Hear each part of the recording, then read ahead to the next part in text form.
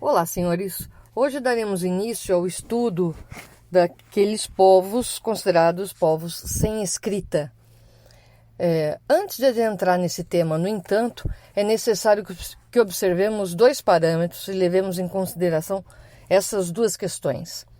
Primeiro é a questão de inter-relação entre a sociedade e o indivíduo, que os senhores provavelmente viram na matéria de sociologia, mas que eu me reservo o direito de aqui recuperar até para a compreensão histórica, não, portanto, dentro dos limites da sociologia. Entende-se que homem e sociedade são duas realidades inseparáveis, ubi homo, ibis societas, né? Então, onde tem o homem, tem sociedade. Então, só que nós temos, na verdade, três correntes sobre aquilo que se entende por sociedade. Segundo a concepção individualista defendida por Savigny, as sociedades são uma ficção. Apenas para entender ao interesse geral é que é atribuída personalidade às sociedades. Em contraposição a essa posição do Savigny, a gente tem as chamadas concepções coletivistas ou organicistas, como as de Girk, que entende que a sociedade é um verdadeiro organismo vivo, com uma anatomia e fisiologia. Para os adeptos dessa corrente, estranhamente, é o homem isolado que é ou constitui-se em uma ficção. Durkheim sustentou que o homem só é por viver em sociedade. Finalmente, para as concepções intermediárias, como a concepção institucional de Renard, existe uma realidade objetiva do indivíduo e outra da sociedade. Então, qual a importância de você adotar determinada concepção?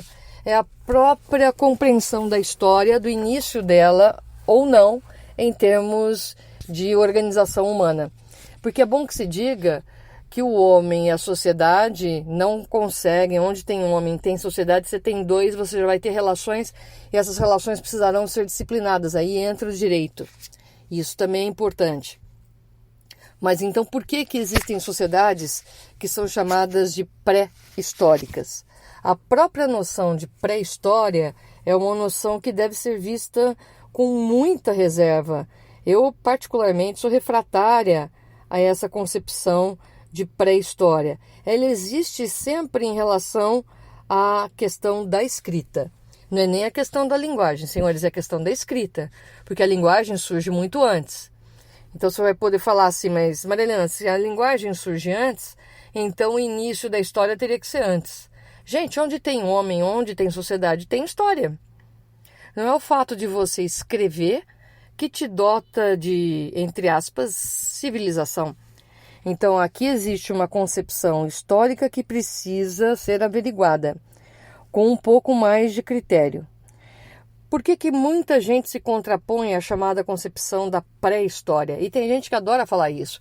Existe toda uma pré-história que antecede a história. Parem com isso. Se existe homem, existe sociedade, existe história, ponto. A questão da chamada pré-história era como se denominava o período anterior à escrita.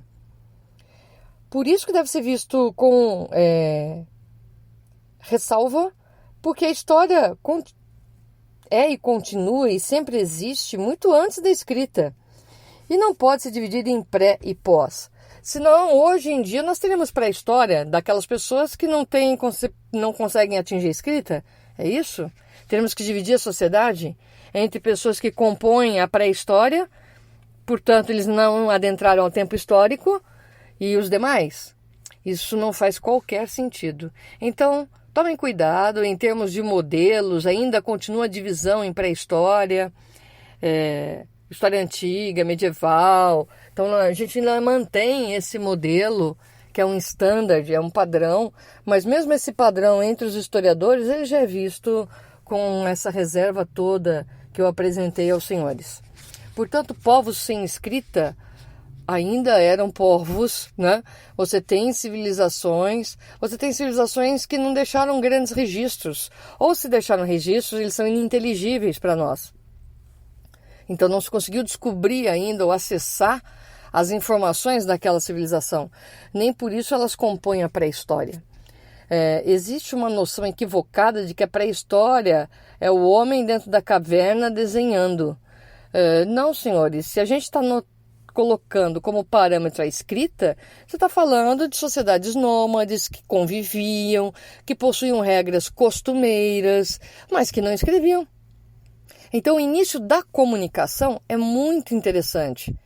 Não por outra razão, existem autores atuais que colocam exatamente a cognição como elemento revolucionário que teria dado início ou start à civilização tal qual a conhecemos, que é o momento em que você começa a interagir, a comunicar-se. E esse momento vem com a linguagem, não necessariamente com a escrita. A escrita é o segundo passo. Terceiro, eu costumo dizer que ela vem muito depois e que a gente não tem referências anteriores. Por quê? Porque se acreditava muito na memória. Então você contava as histórias ficavam, elas ficavam inclusive como mitos. Então a mitologia, ela tem uma origem. E você tem aí todos os cultos, todas as mitologias mantidas na base da história oral. Quando os homens começaram a enfrentar a possibilidade do extermínio, é que talvez, porque essa é uma das concepções dos historiadores para justificar isso, é que talvez eles tenham começado a se dedicar a escrever. Por quê? Porque eles poderiam não sobreviver, seja um dilúvio, seja um terremoto. Então as sociedades foram se perdendo e você não ficou com registro delas.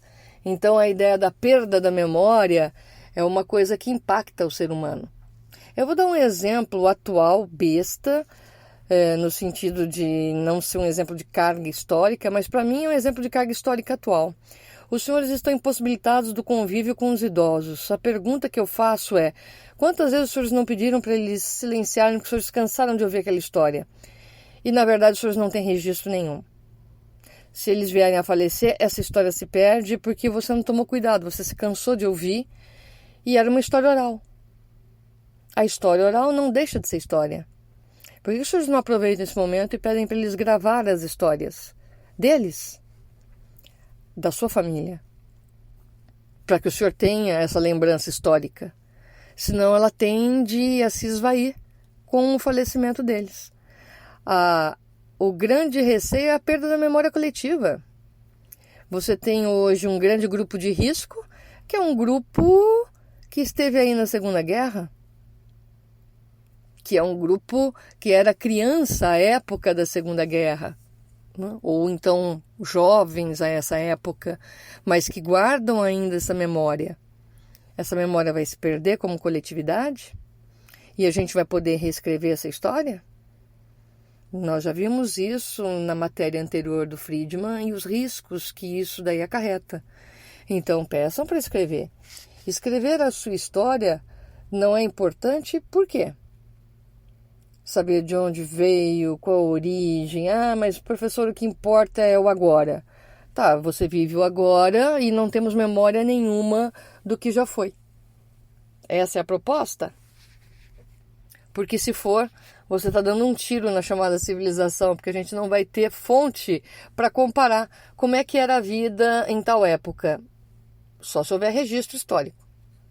Então, se você mata o registro histórico, ficamos com o quê? Os arqueólogos trabalham com os artefatos, os arqueólogos trabalham com aquilo que eles encontram, as arquiteturas, os indicativos da vida comunitária, mas não necessariamente a gente tem fonte histórica como documento escrito para trabalhar aquela época. O que eu estou tentando dizer para os senhores é que essa pré-história não pode ficar distrita a esse conhecimento que os senhores têm, ou essa noção que os senhores têm, de povos isolados dentro de cavernas. Não é porque não temos contato com os povos indígenas que vivem na Amazônia que eles estão na pré-história. Isso seria um equívoco. Eles devem ter uma forma de linguagem, de comunicação e de transmissão dessa memória social. Portanto, há que se respeitar. Assim sendo, senhores, um pouco mais de ressalva com os chamados povos sem escrita. E eu encontrei até resistência, mas Marilena, vai se tratar de povos sem escrita? Eles não têm relevância. Como eles não têm relevância? Não é porque eles não escreveram que eles não nos deixaram mitos. Os mitos estão aí até hoje. No Brasil, a gente diminui os mitos chamando de folclore, mas eles ainda estão presentes. Então, tá aqui, existem os mitos. Você não quer dignificar a civilização que os fez? Então você chama de folclore. Então tá bom, então ficamos com folclore. Mas outras sociedades têm mitos. E elas não tinham escrita. O povo viking não tinha escrita. A escrita rúnica veio muito tempo depois. Isso não quer dizer que não existia civilização antes. Apenas não ficamos com a memória disso. Não nos é possível. Hoje existem templos que são descobertos, que são fantásticos, são maravilhas para a humanidade, e a gente não tem nenhuma referência. Temos a noção de qual civilização fez, porque uma outra civilização escreveu falando daquele povo que morava naquela região, mas não existem mais dados sobre esses povos. Existe um livro tratando das civilizações antigas muito interessante, porque elas sumiram sem deixar rastro, e eram civilizações extremamente inteligentes. Então, deixaram formações de aquedutos, muitas coisas interessantes que a gente usa até hoje, né? Inclusive na agricultura, mas eram civilizações sem escrita. Portanto, na nossa noção tosca, seriam aí civilizações pré-históricas. Acho que me fiz entender aí sobre a questão da pré-história e essas civilizações, né? Esses povos da pré-história, você tem aí o povo Atlante, o povo Lemuriano, que são aí as sociedades chamada sem escrita, né? Então aí você tem os germanos. Essa data de transição ficaria aí remota a cerca de 28, 27 séculos antes de Cristo, né? Para você ter uma ideia. Mas a escrita ela vai mudando. Então, para os egípcios, a escrita veio nessa época, 28 a 27 séculos antes de Cristo. Para os romanos, só no século 6 antes de Cristo. Para os germanos, no século 5 depois de Cristo. Para certos povos da Austrália, da Papua, da África Central, do século 19. Então, nós temos aí o povo fenício, então, que é o mais antigo alfabeto, né? A gente mal consegue datar, né? O povo chinês, idem. Nós temos aí os chamados direitos arcaicos, né? Ou direitos primitivos, e uma preocupação muito grande. Portanto, para o direito, a resposta é muito simples. O direito surge como? Como o direito consuetudinário, né? Porque se nós tínhamos a linguagem verbal e não tínhamos escrita naquela época, isso não significa dizer que não havia direito, senhores. Onde tem sociedade tem direito. Onde existe mais de 4 pessoas, ninguém aqui mora no condomínio, onde tem mais de 4 pessoas tem que estabelecer regra. Dentro da sua própria casa, se você vive em res pública, você tem que estabelecer regra. Como é que vai funcionar pagamento, conta, compra, a conservação de bens, utilização de bens. Então, essas regras têm que ser determinadas. Então, por favor, não confundam, né? Existe toda uma confusão de clã, de etnia, que a gente também tem que delibar e acabar antes de cuidar aí das questões dos chamados povos com escrita, né? O aparecimento das cidades é muito importante, porque o aparecimento das cidades, ele tira um pouco essa questão do nomadismo e permite não só a fixação, como o estabelecimento de regras mais coerentes e continuativas. Elas não mudavam tanto.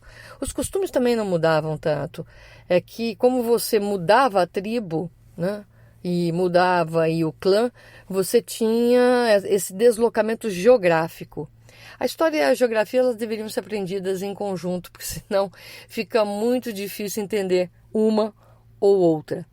Paramos por aqui, senhores, e os povos e o direito da antiguidade com as primeiras civilizações é a matéria que iremos tratar no nosso próximo encontro, já estabelecendo aí o nosso primeiro contato com os acadianos e sumérios, que notadamente compõem-se aí de uma das primeiras civilizações a serem estudadas, porque são a fonte do chamado direito ocidental e talvez da própria humanidade, né?